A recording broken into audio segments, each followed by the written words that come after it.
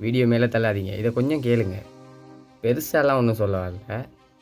என்னென்னு சொன்னால், டிக்டாக்லேயோ இல்லாட்டி யூடியூப்லேயோ இல்லாட்டி இன்ஸ்டாகிராம்லேயோ இதில் ஏதாவது நீங்கள் ஒரு வீடியோ ஒன்று செய்ய நினைக்கிறீங்கன்னு சொன்னால் சரியா, அதாவது நம்ம ஒரு வீடியோ ஒன்று பண்ணி போடுவோம் அப்படின்னு நினச்சிங்கன்னா, என்னத்துக்கு நம்ம அவனை மாதிரி டான்ஸ் ஆடுவோமா, இல்லாட்டி இவனை மாதிரி காமெடி பண்ணுவோமா, இல்லாட்டி ஏதாவது ஒரு விஷயத்தை பார்த்து நம்ம இதே போல் பண்ணுவோமா, அப்படியே நினைக்கிறீங்க.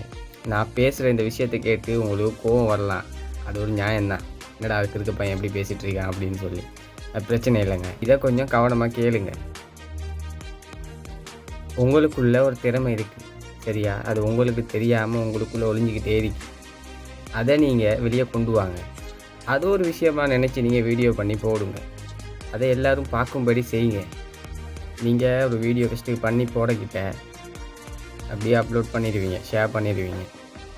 அதை ஒரு சில பேர் பார்த்துட்டு அதை லைக் பண்ணுவாங்க. கொஞ்சம் பேர் லைக் பண்ண மாட்டாங்க. வீடியோ வியூஸ் போகும், சில டைம் வியூஸ் போகாது.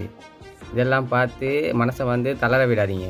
அப்படி சொந்த முயற்சியில் ஒரு வீடியோ செஞ்சு நீங்கள் போட்டு அதை பார்க்கக்கிட்ட உங்களுக்கே கேவலமாக தான் இருக்கும்.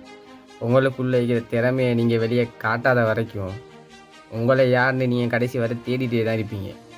வெக்கப்படணும், அவமானப்படணும், ஏச்சு கேட்கணும், இதெல்லாம் நினச்சிங்கன்னு சொன்னால் ஒன்றுமே செய்யலை. அது தூக்கி ஓரம் போட்டுருங்க.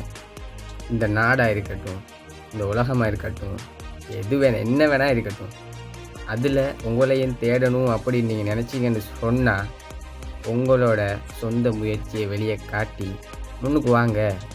அப்போ தான் நீங்கள் ஒரு மனுஷனாக தேடப்படுவீங்க. என்னோடய இந்த வீடியோவை பார்த்து பிடிக்காத எல்லோரும் லைக் பண்ணிட்டு போங்க, கமெண்ட் பண்ணிட்டு போங்க, ஷேர் பண்ணிட்டு போங்க.